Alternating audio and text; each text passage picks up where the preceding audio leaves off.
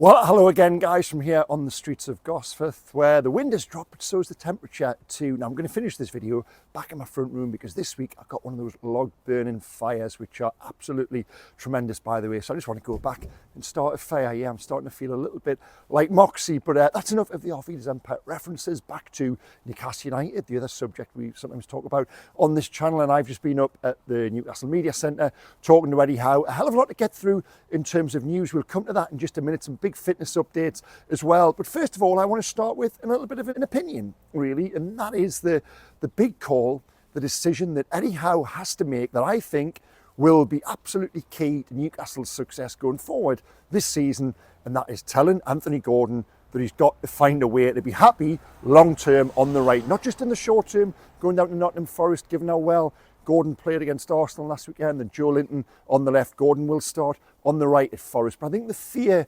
internally is that one bad game or two bad games and Gordon will prefer to go back to the left, where he clearly feels more comfortable and where he wants to play. But I just think for the greater good of the team, Anthony Gordon on the right, but it's Joe Linton on the left. And that is why Eddie and his staff have got to sit down with Anthony Gordon and work with him and convince him that he can be as impactful from the right in the long term. Now, the first thing I would sit down and show him is the video of the assist last week against Arsenal, because from the left, he can't do that. He cuts in field onto his right foot, and it just shows that he has that ability. And wow, how refreshing was it to see a winger produce that first time cross, you know, David Beckham-esque, or Keith Gillespie if you prefer a more Newcastle-based comparison. And I certainly think if you asked Alexander Isak where he would prefer Gordon in the short term and even beyond that, he would say on the right, if that is going to be the level of service. And it might take a certain degree of reprogramming, and Gordon clearly believes, and I think he's let this be known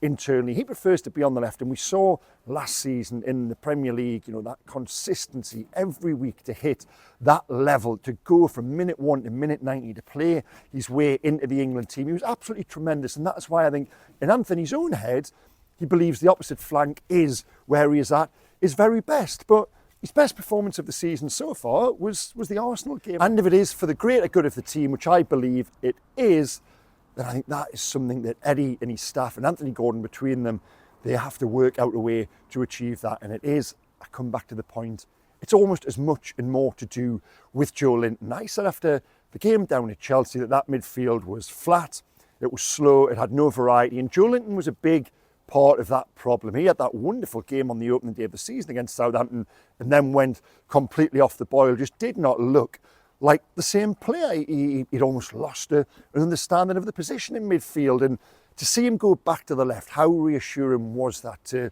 rediscover that aggression, that energy, that ability to upset the opposition, to get into positions in the box even as well. You know, that form that he had towards the end of the Champions League qualifying season, all of a sudden has come back in the last two games. So if you can keep Joe Linton on the left in that form, in that mood, and I do believe when Joe Linton plays well, the team plays well. I've always said that.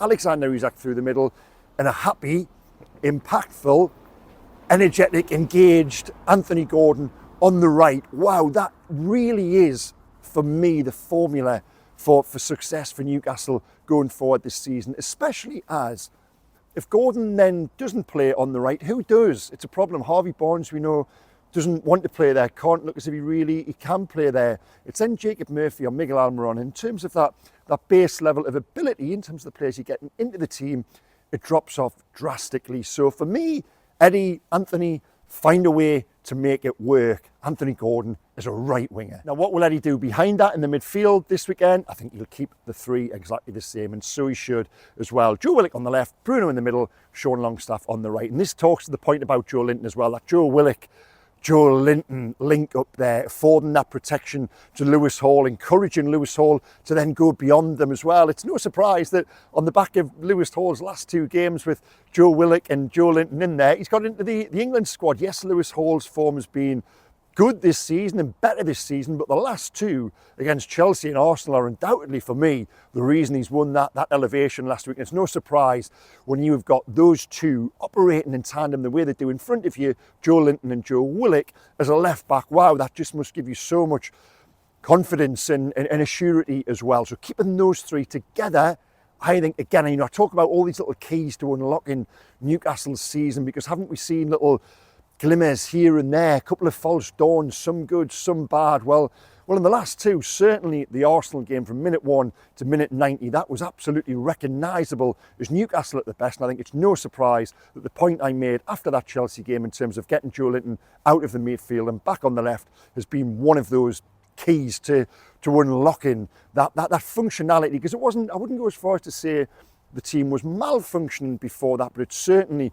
wasn't clicking and operating in terms of it buying into a coherent game plan. So for me, yes, don't change it. Keep it as it was. The Arsenal performance in some ways was a little bit of an away performance anyway. So why not go and try and replicate that down at Nottingham Forest this weekend? Well, I've actually come indoors just to get that fire started downstairs. I will show you that in just a second. I've come to my oldest boy's room and look who's appeared on my shoulder there, Bruno Fernandes, which does take us on to something we haven't spoken about yet. Bruno in the middle of the midfield and Tonali coming out of the team against Arsenal and how that worked. We spoke about the surprise at the selection before the game, given how well Tonali had operated in that 6, if you like, 3 days previous against Chelsea, his best of the season so far. And all of a sudden, he looked comfortable, he looked happy, he looked like he thrived with that responsibility. So to come out of the team and for it to work, doesn't that suggest that everything we've spoken about it goes back beyond a year now to before Tonali's ban, that it didn't look as if him and Bruno could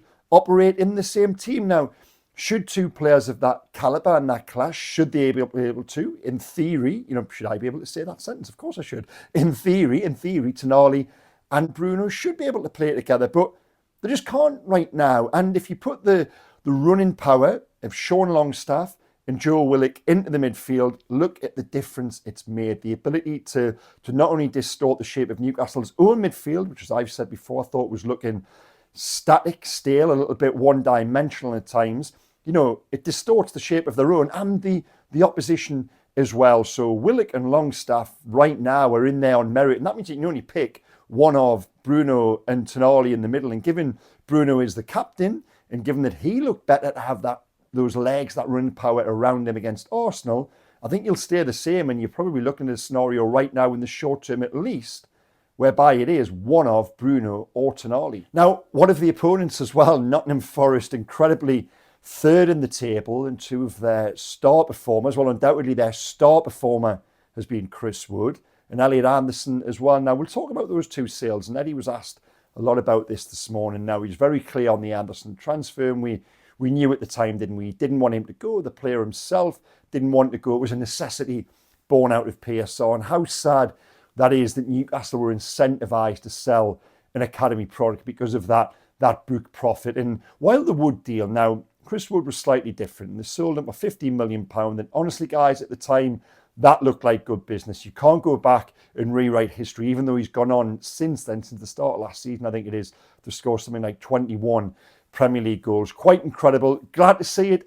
I interviewed him once or twice. I always thought he was a real stand-up, nice guy. And undoubtedly, the role he played for Newcastle was an important one. Yes, the goals weren't there. And, the irony, he comes back to St James's Park and scores more goals in one afternoon for Nottingham Forest, that hat-trick, last season than he did during the entirety of his time at St James's for Newcastle. I'm glad to see it because, like I said, I think he is a good character, immensely popular up here, and Eddie spoke really warmly about him this morning. But I'm not going to go back and say it was the wrong call to sell Chris Wood. £50 million at the time for a player who had come in and done a job, and it seemed like a very specific job. But being honest, he hadn't played particularly well. He'd done a job as far as I would go to say, but I didn't think it wasn't as if he was playing wonderfully and just not getting the reward of the goals. So yeah, but he's gone on to do what he's done. And when you look at Callum Wilson's absence this season and the problems he has since had since Wood's departure, what would have been the better option? In hindsight, well, okay, you can make that argument. But the Wood sale,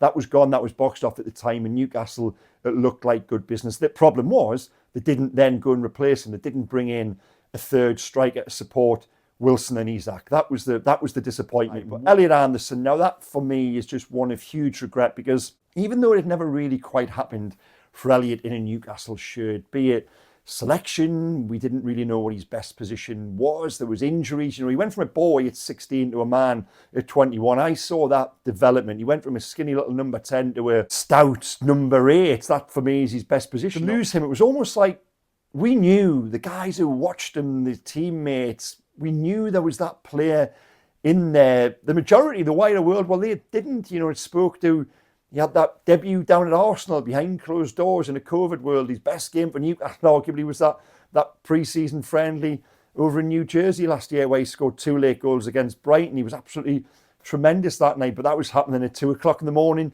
UK time. It was almost like we knew that player existed, but it never really got a chance to show itself for Newcastle. So when he went for what was in effect £15 million, while it was a huge regret and those on the inside didn't want it to happen, I think some supporters would have found reason for that, given, like I say, it never really fulfilled that potential. But sadly, what we've seen since at Nottingham Forest is that player, the player we thought he could be for Newcastle. And I asked Eddie about him this morning. I said, you know, you've signed 3 players, Anthony Gordon, Lewis Hall, Tino Livramento, who've all gone on to be had inclusion in the England squad under your watch. Would Elliot Anderson have been another one of those? And he said, yes, absolutely. He spoke so glowingly about Elliot this morning. I just think he's a wonderful player, and what a shame it is that he isn't at Newcastle. A rarity as well, a number 8. We've spoken about that midfield being flat and having no variety. If you'd put Anderson in there earlier in the season, then a Newcastle shirt as one of those number 8s,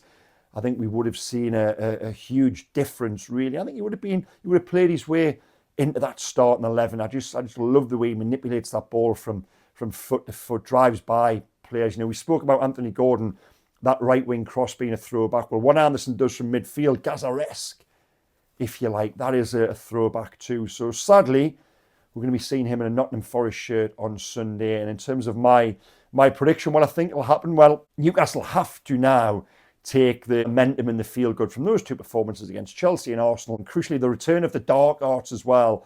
Let's see that team who, you know, it's not here to be liked, it's here to compete, to coin Eddie's phrase. Let's see them take that down to Forest on Sunday. And I'm going to go with a 2-1 Newcastle win. And my predictions have been pretty good this season, as much as I haven't liked them at all away from home. Bournemouth, Fulham especially was awful, really just not representative of what this team is about. I fancy they might just take everything from Arsenal down to the City ground, and yeah, an away victory. And it's not often I've predicted that this season. Now, I mentioned at the top there were plenty of newsy elements from this morning. This was something I broke in my Newcastle Confidential column exclusively yesterday. Newcastle will go to Saudi next week. They're going to train. They're not going to play a public match over there, but they're going to train at the Al Nassr Stadium. That's for 3 or 4 days. Now, they couldn't go in January this year because the winter break, that staggered winter break that the Premier League introduced, that has been scrapped this season. So they will go next week. And it's a chance, this international break coming up, for the likes of Kieran Trippier,